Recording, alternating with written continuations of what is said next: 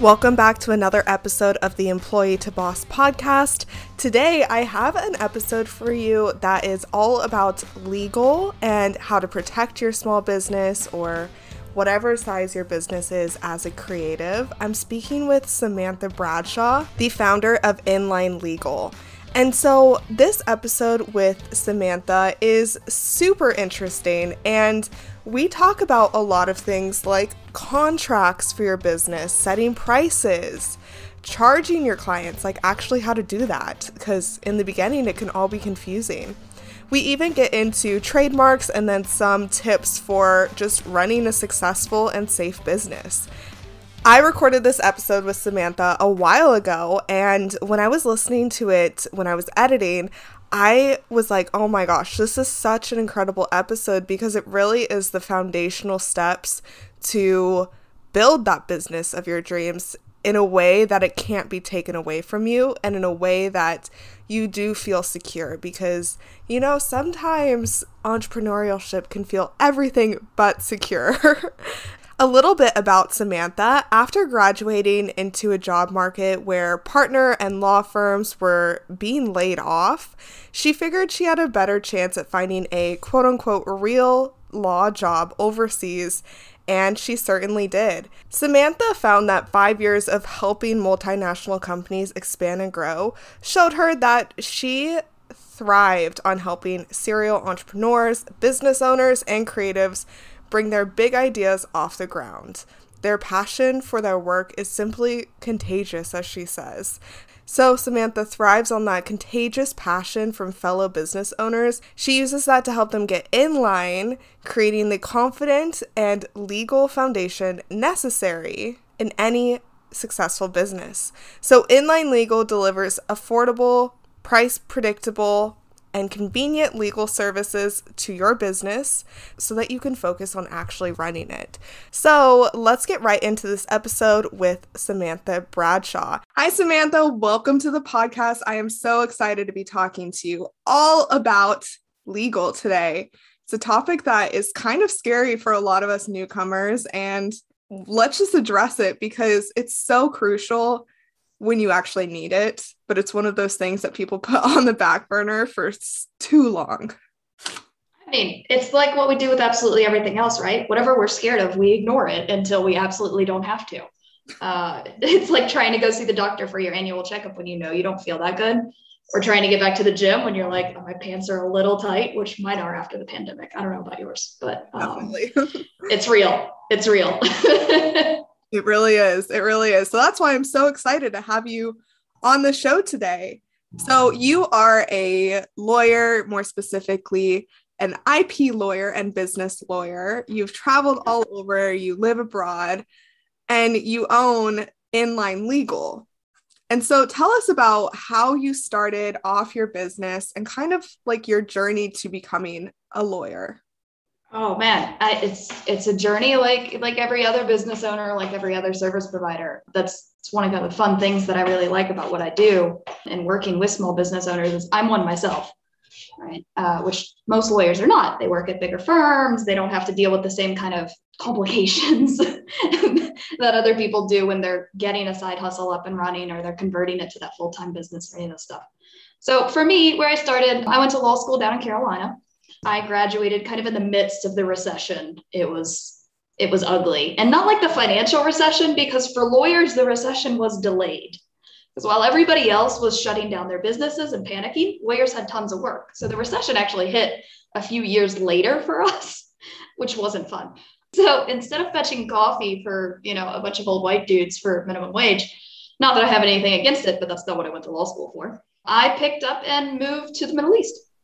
It sounded like fun. So me and my cat, Napoleon, who's like running around back here somewhere. If you hear him meow, that's what's up.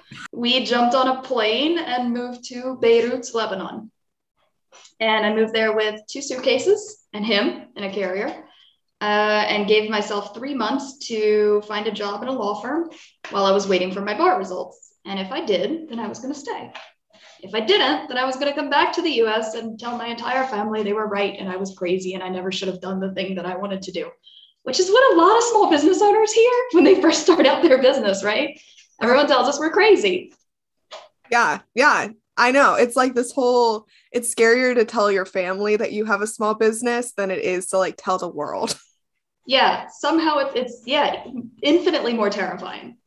I was over there for a few years working for non-Lebanese companies that wanted to come and work in Lebanon, importing their goods, importing their services, or Lebanese companies that were trying to expand abroad in the Gulf, in Europe, in the US, this kind of thing. And I was helping them do all sorts of business strategies and contracts and tax strategies and corporate structures and all this very like high level stuff, big wall stuff. And then the guy that I was dating at the time, who is now my husband, decided to get a job in New York City. So we moved to New York City, and I did not want to take another bar exam. So I started my own law firm. I mean, that's inspiration in its own, right? Hey, look, I am all about if you don't like the circumstances in front of you, let's figure out how to change them. And that's how I work with my clients too, which I think it's a really fun way to approach things of like, what do you want to do? Let's figure out how to do that. Yeah. So how do you work with your clients, and like, who are your clients? Like, what type of businesses? Oh, my clients are amazing. I love the folks that I work with. I absolutely adore them. I primarily work with creative service providers. So what that winds up looking like, because that's kind of legal jargony and no one really knows what that means. I work with photographers, florists, designers. I have a pool repair company. Right. A national best-selling cookbook author. She's really lovely. A lot of That's fun. folks that are creatives and starting to move into like the coaching and influencer space as well, which is really fun. That's awesome. These folks do all sorts of crazy stuff. Yeah, because that gives you so many different people to work with, people to help.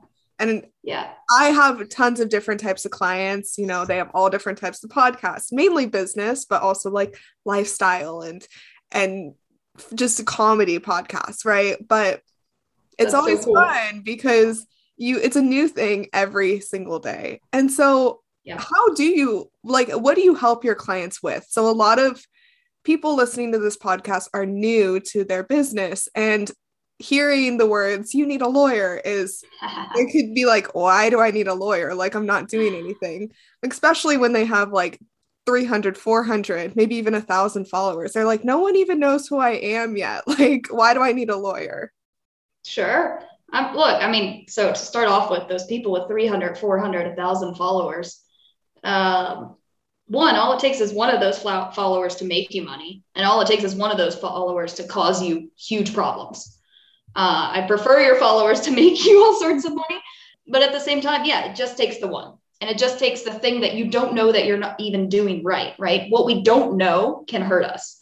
And you don't have time to know all things. Like you're just trying to make money at this point, especially if you're just starting out. You're trying to figure out if what you're selling, whether it be that product, that service, that coaching program, whatever, is validated. Like if people are going to buy it, that's what your focus is on at that moment. It's not, oh dear God, do I need a privacy policy on my website? Like, and the idea of going and speaking to a lawyer will help you realize those things that you kind of need to get in place and at what point you need to get them in place.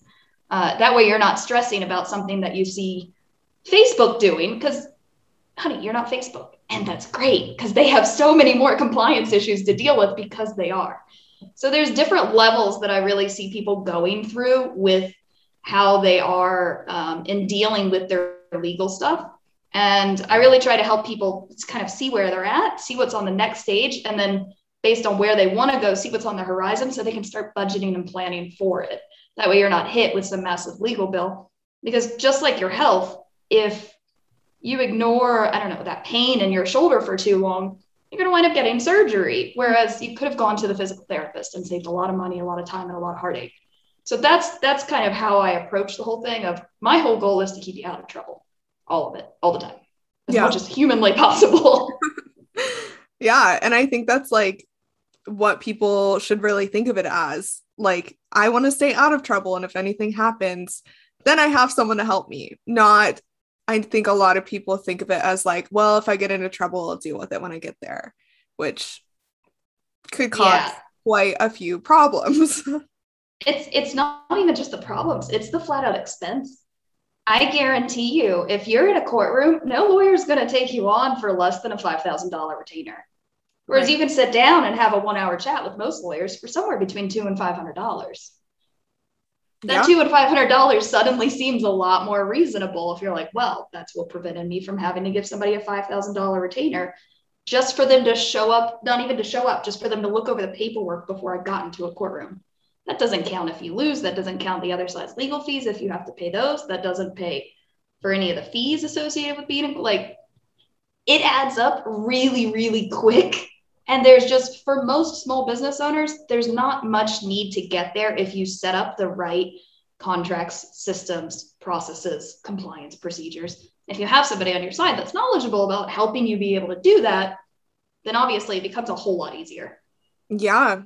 Contracts are a big thing with a lot of my clients and just anyone who's starting off in business, like finding the right contract. I know there's tons of legal templates online, but reading through those, it's never to like know what's actually protected and what's not. And so, could you maybe talk us through maybe some of the first things we should do when we start our business when we're looking at it from a legal perspective?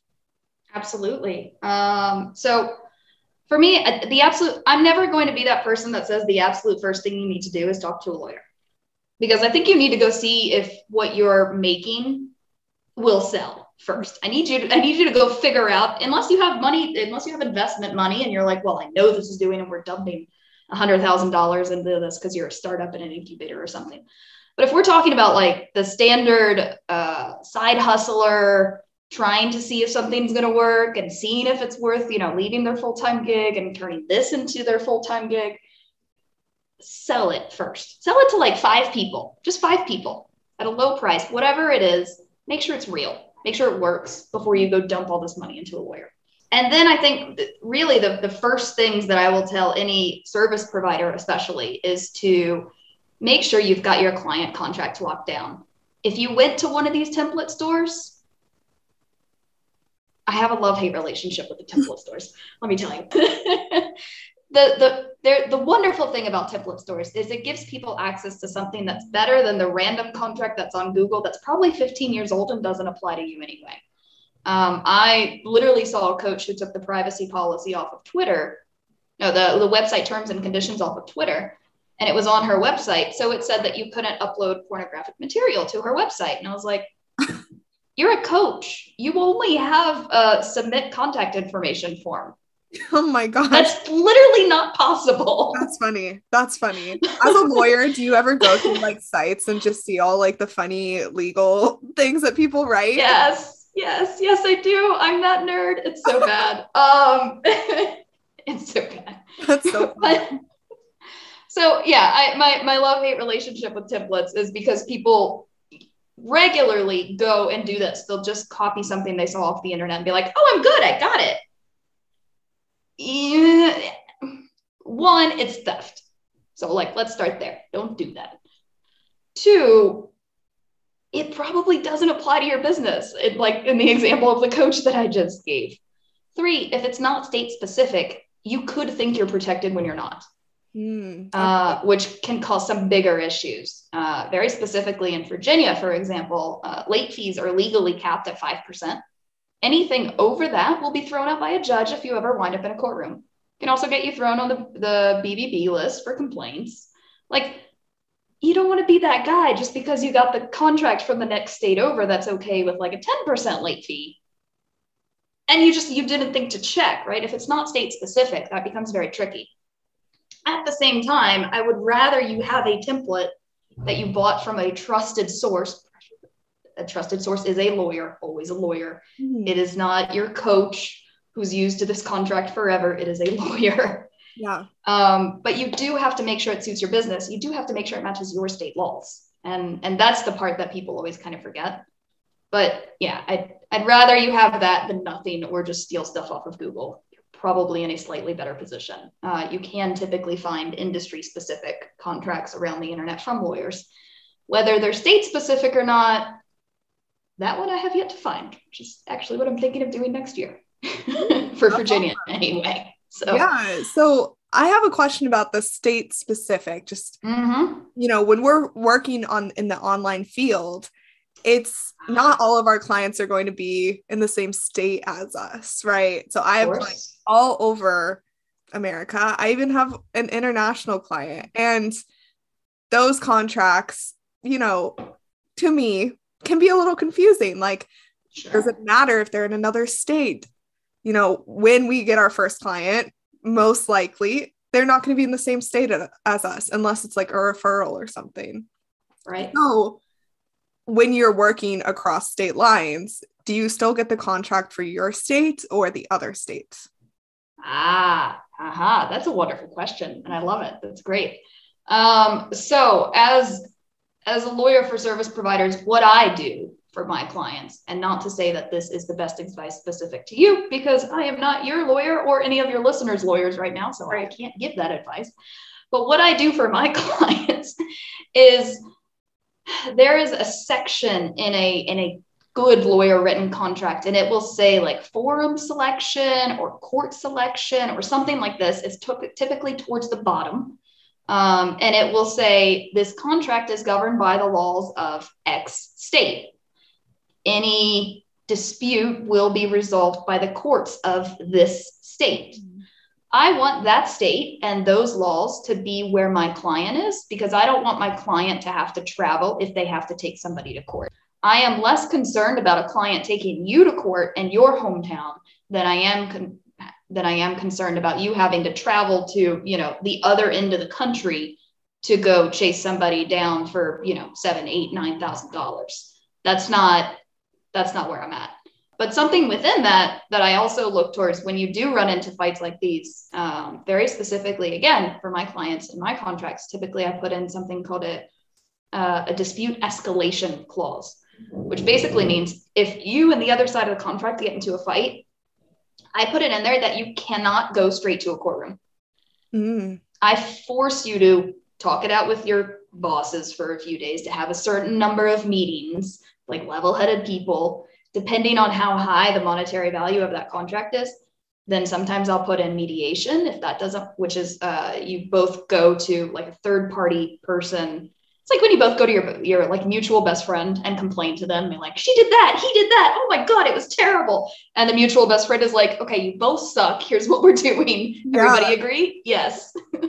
Which is very cheap and very fast typically. And then for higher dollar amounts, it'll go to arbitration or to court. And arbitration is this, it looks more like a courtroom, but it tends to be faster than a courtroom. But that's when you're talking like really, really big money. Mediation is pretty chill. There's normally a local center in every city with more than like 100,000 people. There's a bunch of them. There's the American Arbitration Association. There's JAMS. There's a bunch of these. You can just Google like local mediation center and just make sure to avoid the one for divorces, because that's not what you're trying to go to. That's funny. Yeah, I mean, that makes a lot of sense with the way that you explained it. I've never really heard like an explanation that clear. So thank you for sharing that with us, because, all this legal stuff can be so confusing. I mean, you went to school for so long to learn all this, and, us starting our businesses, we're like, I went to school for journalism, like me specifically. Yeah. I went to school for journalism. I don't know anything legal. Math is not my strong suit, but I love to write and I love to talk and I love to interview people. Like those are my strong suits. So, I think you've picked a good career then. Oh, definitely. This seems suited to all of that. I'm like, there's nothing else I would rather do. So I love it.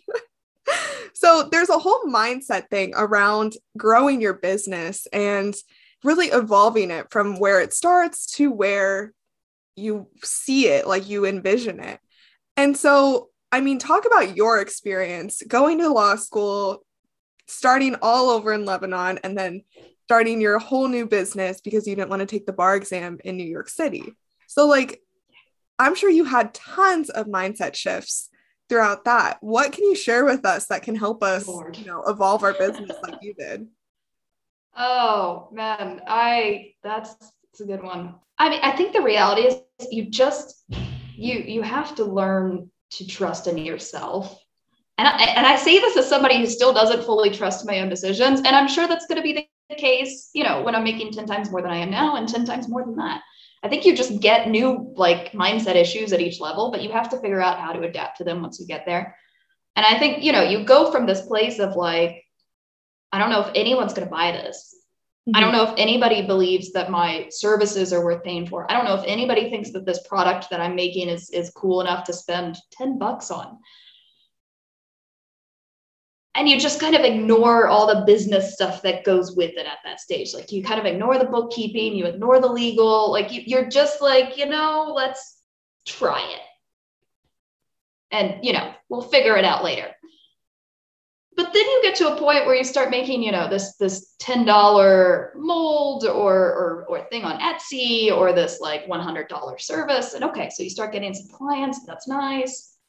Then you're like, I'm doing a lot of work for $10 or $100 or whatever it is, right? You're like, people are getting really good results from what I do. People are really happy by the thing that I'm selling. Like, so then all of a sudden, I think you make this shift of, let me start charging what people think it's worth rather than what I think it's worth, which starts giving you the resources to go invest back into your business, to go invest into the assistant, to go invest into the bookkeeper, to go invest into the legal protections that you need to get up to that next level. And then on top of it, just a lot of therapy, like a lot of therapy. I don't know about your listeners, but I didn't come from a particularly affluent background by any means.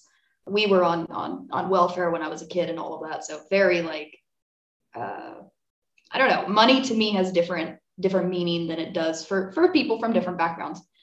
And when you start thinking of things, I remember when I was in Lebanon, actually, I did a deal for $86 million. And I couldn't fathom that kind of money. I couldn't visualize what that kind of money looked like. I didn't know what people could do with that. I didn't understand that was even a thing. And not to say that, you know, somebody selling their, you know, super cute $15 thing on Etsy, it needs to be thinking about $86 million. But you do come into this point eventually where you're like, this is worth a lot more than I thought it was. Right. And you have to make that thing of like, okay, well, this company got this $86 million contract because they invested into so many things over so many years. And it took them years to do some of these things. It took them months and quarters to do some of the smaller things. It takes time and money to build up to that level. There is no overnight success. It's that work. It's that slow, steady work, both on yourself and on your business. Do you want to start growing your business rapidly in a really fun way? Do you want to increase your visibility and profits? I have just the thing for you. My course, Great Guesting: How to Grow Your Business Through Being a Podcast Guest, is now available, and it's guaranteed to get you on podcasts. Do you want to connect with more clients, share your story, make stronger connections, and grow your audience? But do you find that you're second guessing yourself, are indecisive on a topic because you're into so many things, and thinking, is this even possible? You'll love this step-by-step guide on how to be a podcast guest. We go over 6 lessons that are knowing your story, narrowing down the topic, finding podcasts to be on, setting up your audio, preparing to record, and of course, marketing, because that's what I'm all about. Being a guest can be fun, but if you don't have a plan to go with it, you're really just spending the hour talking. You're not moving your business forward, and that's exactly what this course is designed to teach you. You can find this course on my website at Espresso Podcast Production, and I guarantee you that you will be a guest on podcasts in no time. Yeah, that's incredible. The whole mindset thing is what a lot of people, like the first coach I ever invested in was a mindset coach, because that's what I needed when I first started my business. But I love how much you've pivoted and just like followed your dreams. And the part where you said, when you make 10 times more money than you do now, and then 10 times more money than that, like that is the way I want everyone to think, like thinking that inevitably it will happen. It will happen. It's not an if, it's a when if you want it. Exactly. It's a matter of time, but it is a win. But it's work. I mean, like that's not going to hit next year by any means. Like that's a long-term plan. But, when you're first starting out, I think you're just looking to get through to next month. Mm-hmm. And once you start looking as your business as an investment of both your time and your money, or your business's money, then I think it becomes easier to start looking at things and like, okay, cool. If you're just starting out, like I made $5,000 this year. Okay. Can we make that 10 next year? Cool. Can we double that? Can we make it 20? Cool. Can we make it 40? Cool. Can we make it 80? And you keep going and going. Mm-hmm. And it's those small, like, just the little tiny improvements, improving everything by, 5 or 10%, little by little, that gets you to that level of growth and that level of investment. It's, from a legal perspective, it could be changing, 2 things in your contract that suddenly makes PETA clients not no longer, they're always going to exist, but you're going to decrease them from like 10 to 2. And that suddenly now you have more time because you're not dealing with an overflow of emails from like people that are upset with whatever they think you did or may have done. I don't know, whatever. Or you go and you take your service contract and you work the terms of it into your client communication before they come in for your service, right? Mm-hmm. You tell them that there is a no refund policy, which, by the way, everybody should do before they show up. Before they give you that first dollar, you tell them what your rescheduling stuff is in the emails that you send to them before they come, not just in the contracts. Because look, as much as I love a contract, because that's what's going to save you in a courtroom, it's not going to save you the hassle and the energy before the courtroom. It's the client communication that does that. So that's something I work with my clients to make sure that their contracts are reflected back in their client communication, because that will prevent so many headaches. And that's something that, having legal on your team rather than just going to a lawyer when there's a problem can help you do. That's the distinction between investing in services like what I do and just being like, oh my God, I have a subpoena at my doorstep. Let me call somebody on Google. So I think there's a lot of that. You start learning to make those small adjustments that make everything just a little easier every time. And it evolves with you, and it evolves with your business, and you evolve with your business, and your business evolves with you, and everything evolves together. That's awesome. Yeah, I definitely want to talk about that before we get into like the legal strategy, because before you can talk about a legal strategy, of course, you have to communicate with your clients. And what are some of the things that we should be communicating with our clients? I know when we're on connect calls or discovery calls or whatever people call them now, I call them coffee chat calls.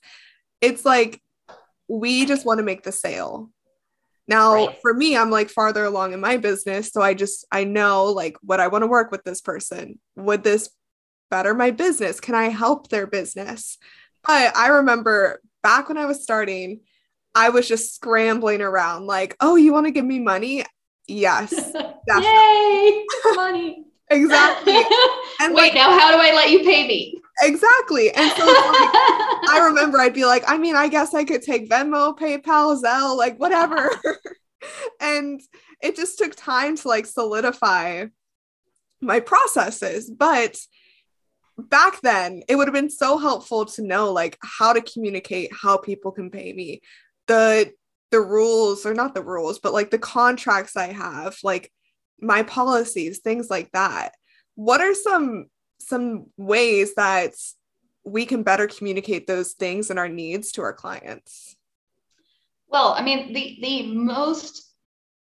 absolute simplest way that everybody has access to be quite frank, is a few emails. Save them as templates in your Gmail.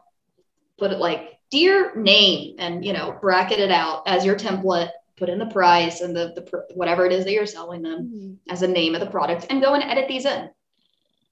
Have, 3 or 4 of those that go out when somebody buys something from you that warns them of all the things that you think could be a problem. And now what you think could be a problem depends on your business. If you're selling, I saw somebody making, it was like a resin thing that sticks to the back of your phone that flips out, that can hold it up, but it can also pop off so you can walk safely to your car at night. Okay.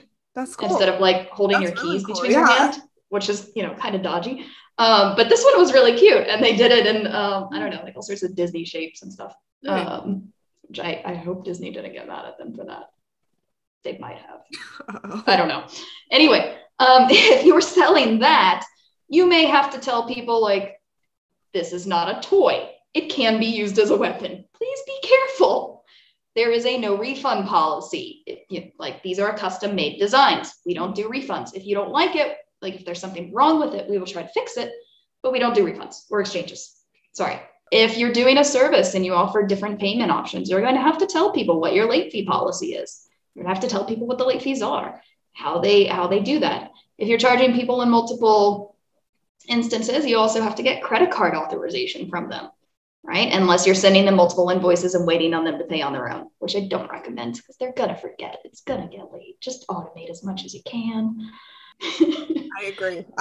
It's like, just don't tell people I'm taking your card. You're giving me the authorization to charge you 2, 3, 4, 5, whatever, how many times your payment plan is. Get them to sign off of it and just have your payment processor roll through it. If your payment processor doesn't do that, go find a new payment processor.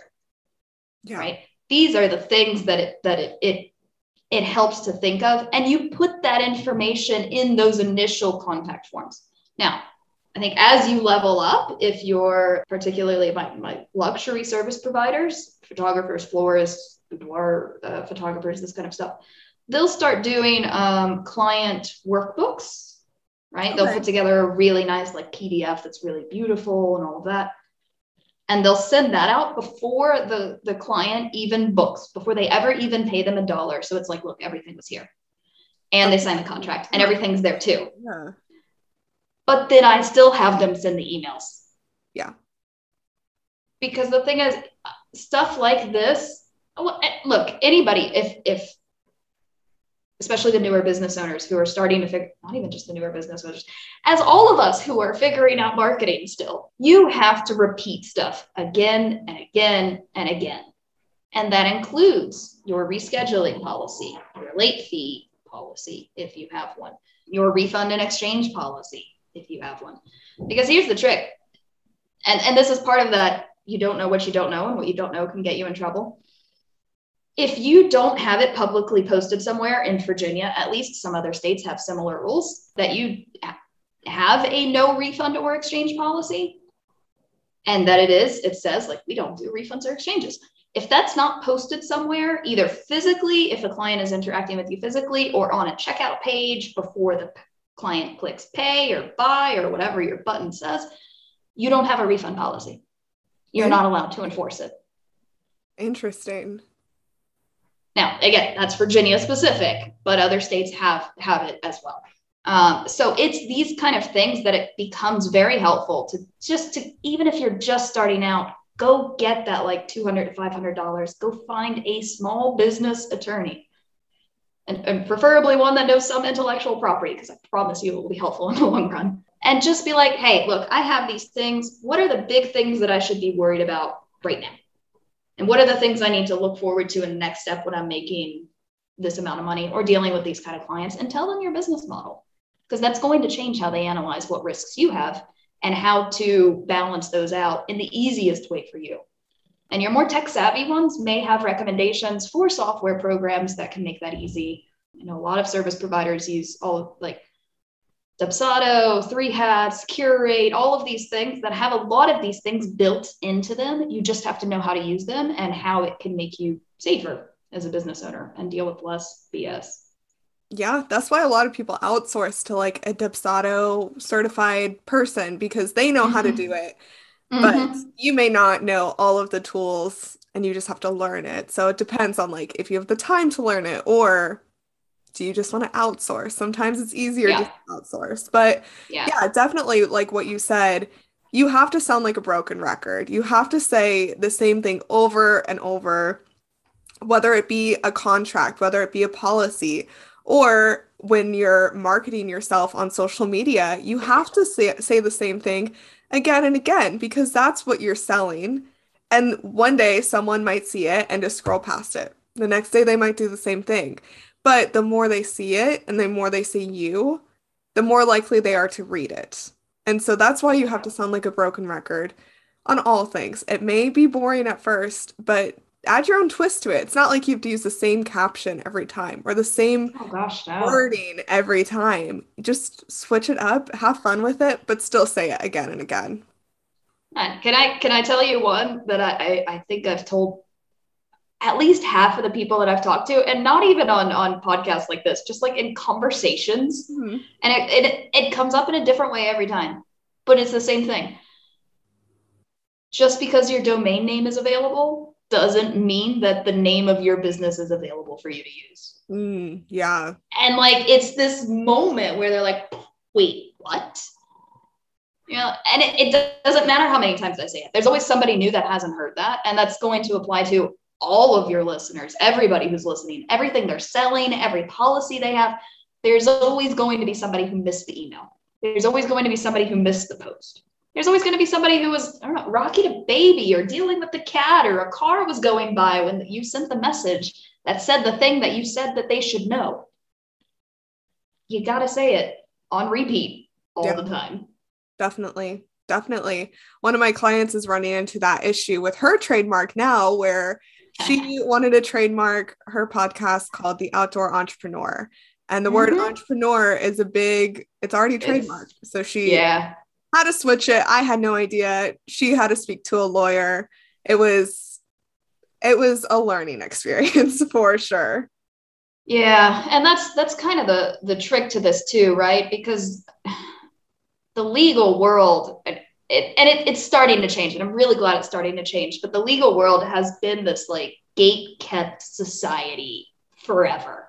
Like, we feel the need to like hold this knowledge in and say, oh my God, no, you must pay us thousands of dollars. We're like, okay, you should pay me for my time. Yes. But we also, I feel, have an obligation to tell folks at least this base level stuff, so they can be like, oh, I remember this might be a problem. Let me go think about something. Let me go talk to somebody who's done this before, right? Because then things can be much cheaper learning experiences. Yeah, definitely. Rebranding sucks. Yeah, especially if you don't catch it early enough. Oh yeah. It can get really expensive. Yeah, if it's your podcast and you have like 6 episodes, you're gonna be fine. It sucks, but you're gonna be okay. It's gonna personally suck, but it's not gonna financially suck, right? Exactly. It's not gonna be a time suck. But if you're 200 episodes in, that'd be a wild one, because how are people gonna find you if you have 20,000 followers on Instagram and immediately you have to change your business name? Imagine how much stress you would go through trying to figure out a new name, one. Oh yeah. And then telling all of your followers time and time again to remind them. And clearing the new name before you tell your new followers, because you've now learned that you should get it cleared before you use it. It's just a process that no one wants to go through, right? No, I don't envy anybody who winds up in this position. And it's always a shame too, because normally by the time this come around, people have built a lot of goodwill into their businesses. And it's that thing that you're like, I don't need this. I don't need this right now. Because you don't. You're like, I don't deserve this. I'm a good person. No. Right? Like, I wasn't trying to, because that's it. 9 times out of 10, people aren't trying to use somebody else's name. They were just like, oh, I thought it was a good name. We've talked a lot about the legal strategies that you can start off with, your client contracts and your privacy policy, and just speaking with a lawyer for $200 to $500 rather than down the line. And so I have loved like everything we've talked about with the strategy. Is there anything else that you want to add to the strategy, or maybe how you feel after having that strategy? Well, so for me, the way that I look at it is like, there's these different levels that people go through. And I view it as like, you're going from like ostrich, like you're just sticking your head in the sand and ignoring everything, because your brain doesn't have space for it, or at least that's what you feel likely, because there's so many other things going on right now. You're like, I can't. And then you kind of move up from there and you do the things you feel you have to do, right? You go likely, again, I do not condone this, grab some contract off of Google, pray it works. You go pay some shady company to set up an LLC that's just like, here's some paperwork. You want to pay for a seal? Don't pay for the seal. You don't need the seal. It's a way for them to scam you. And you're like, okay, cool. I did this, I did that. And then you're like, oh, wait, I need bank accounts. I need business bank accounts. And then you go and do that, right? All the things that you really should do, these kind of foundational things. By the way, please keep your business and your personal money separate.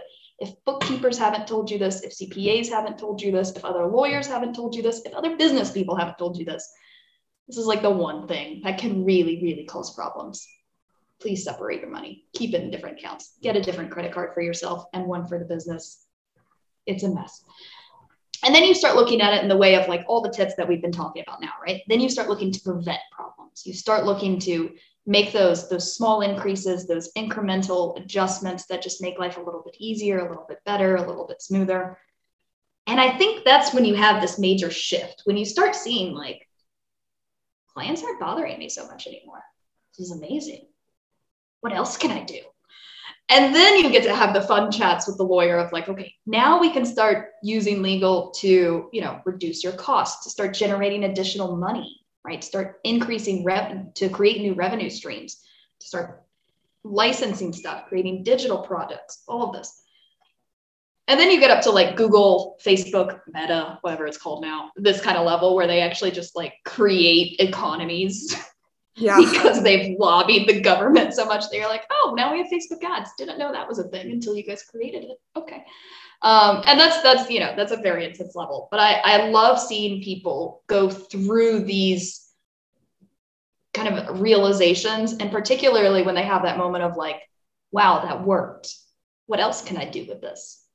Because if you have a legal partner who's creative enough to work with you, then it really does become, what else can I do with this? How can we help more people? How can we expand? How can I make my life even easier? How can there be more revenue streams? So that way, if this one, falls off, there's more to balance it out. And that's a lot of fun. That's when being a business owner becomes this like, now we get to play. Yeah. That's the fun part of it all. Once you deal with all the stress and the setup, then that's where you have fun. Yeah. Yeah. So that's a really cool, really, really cool place to be. Unfortunately, it takes going through all the other layers to get there. But you do get there. I promise. Like, it's a temporary thing. It does pass. I swear. Like you said, it's all worth it in the end. We're in this for the long run. We're not in this for right. Yeah. You don't start a business for overnight success. You start a business because you want to change your life. And years down the line, you're like, you can see the whole vision. Now you don't have to see it like step by step, but you can think like 10 years from now, I know where I want to be. 20 years from now, I still want to have my business. Like, we're not in it just for the short term. Yeah. So that was awesome. Thank you so much for sharing all that information. So is there anything else that you want to talk about before we get into how people can find you and work with you? Oh man, I just take the tips from this. There's a bunch of gold buried in there. Go check what your state's late fees are. Make sure you're not charging any more than that. Go get your LLC, go separate your bank accounts. I keep going. There's a bunch of stuff in there that's all really easy stuff that you can do on your own, even without consulting the lawyer. That's going to be helpful. And then, go to the lawyer, right? Just for that 1 hour, as early as it may be in your business, go find somebody who understands small businesses, ideally your industry, and just spend an hour with them. Be like, look, here's my business. Where can I possibly get in trouble, and what can I do about it? Yeah. And tell me what's the most important thing. Rank them for me. That's, I think, the best thing that anybody who's just starting out and really trying to make this transition can do, because it's going to save you boatloads down. Ooh, and actually, let's do one more. If you have named your business, I want you to go to uspto.gov. And I want you to go find the thing on there that's TESS. It's a search function in there, and I want you to put your business name in there. If anything pops up similar to yours, please go talk to a lawyer or change your business name now. Please. That's a great tip. Thank you so much for sharing that. So if the listeners are in Virginia, they can work with you directly. But if they're not, what are some ways that we can find good lawyers? I know doing a Google search brings up tons of people, but how do we actually qualify them? Yeah. So I think Google search is always going to bring up the guys that have big budgets. Yeah. And big budgets are not necessarily, particularly if you're talking about people in the online space. There are a few lawyers that are quite good in the online space, but not many. I'm going to be totally honest. I think that honestly, the easiest way is to go, if you've heard a lawyer anywhere that you think is trusted, just send them a message and be like, do you know somebody in my state, in my industry? We talk. It's a small world. Like, I've got people for you in Colorado, Tennessee, and California off the top of my head right now. Like, there are good people. And I think that's probably the best way to do it. And ask your business friends. It's a big one. Yeah. Like, that's a really, really great one. If your business friends are willing to refer a lawyer, it means, we're not the douchebags that society portrays us to be. I promise. And the other thing you can do, you can normally call whatever state you're in. So for Virginia, you would Google the Virginia State Bar, and they have a list of lawyers based on, most states will have a list of lawyers based on the areas that they practice in. So you can call them and be like, hey, who are the business lawyers in this area? And then just remember, for some things, you also don't need a lawyer in your state if you're talking about intellectual property or federal tax stuff. So trademarks, copyright, this kind of stuff. You actually just want to find somebody specialized in that. They can be anywhere in the country. When you're talking your local business, stick to your state, or at least somebody who knows what's up and can partner with a lawyer in your state. That's going to be what really helps you. Awesome. Good to know. Yeah. Because so many people pop up when you Google business lawyer in my area, or like I live in Washington. So business lawyers in Washington, it's so many. So thank you for your tips. So How can people find you? How can people work with you? Oh, well, okay. So you can find me on most social media at InLine Legal. I'm particularly active on Instagram, and you can find me on my website, www.inlinelegal.com. I am also on TikTok at Samantha B.ESQ, because that was available. Awesome. Well, I will put all of those in the show notes. And then if someone lives in Virginia and they're like, yes, I have so many questions, I need to sit down with Samantha, how can they go about doing that? Head over to my website. There's a thing on there for, I do 75-minute strategy session calls with people, which is kind of that thing I was talking about, to go spend that hour or so. Yeah. Where we can just kind of run through, and I will give you as much information as humanly possible during that time. It's a really good way for people to figure out if they want to work with me long-term, or if referring them out to something maybe more specialized or in a different state would be helpful. That tends to be my starting point. But yeah, you can check me out on my website, or just DM me on Instagram. I'll send you the link. I'm on that all the time. Like, I'm there. Just come say hi. Awesome. Thank you so much for joining me today. And I'd love to end every single episode with you, the guest, sharing 3 actionable tips that the audience can do today to start either their online business, start their process to becoming just like you, a lawyer, or legal, whatever it may be that you want to share. What are 3 actionable tips that the audience can start doing today? Oh, tip number 1, if you want to become a lawyer, don't. Any lawyer who says otherwise is insane. But seriously, you should go intern at a law firm and figure out what it's like before you ever apply to law school. It's a very expensive investment, much more expensive than your business will be in the first few years, at least. Yeah. So if you're trying that path, go talk to some people. As a business owner starting out, as a side hustler, like trying to figure out if this is for you, I would 100% say keep an Excel sheet just of your money that's coming in and out for the business, and make sure it's separate. That way at tax time, things get a little bit easier. And when you're just starting out that first year, you're probably okay with getting away with an Excel sheet. And in the meantime, save up the money to start moving away to bookkeeping service would be ideal, but I understand that's cost prohibitive for some. So do that, and definitely use that uspto.gov site and go check your business name. You're looking for the TESS search. See if anything pops up. Even if it doesn't, that doesn't mean you're safe. But if it does, it means you probably need to change. And I would definitely go seek specific legal advice from a lawyer. And then get your LLC. I think that's really the biggest first step that anybody can take once they feel that it's a real business worth doing. In some states, that's more cost prohibitive than others. California, in particular, is very expensive. Virginia is 50. You have no excuse. Yeah. Get it. I just got mine in Washington, and I think it was like 180 or something like that. And yeah. It was so worth it. It was so worth it. Awesome. Well, thank you so much for joining me on the show today. It was so great talking to you. And all of your links will be in the show notes for the listeners to find. If you have any questions for Samantha, definitely reach out to her. We were talking on Instagram and she's so sweet. Obviously, you can hear that from this interview, but go reach out to her. She is not one of those scary lawyers we imagine on TV, right? I try really hard not to be. I really do. I promise.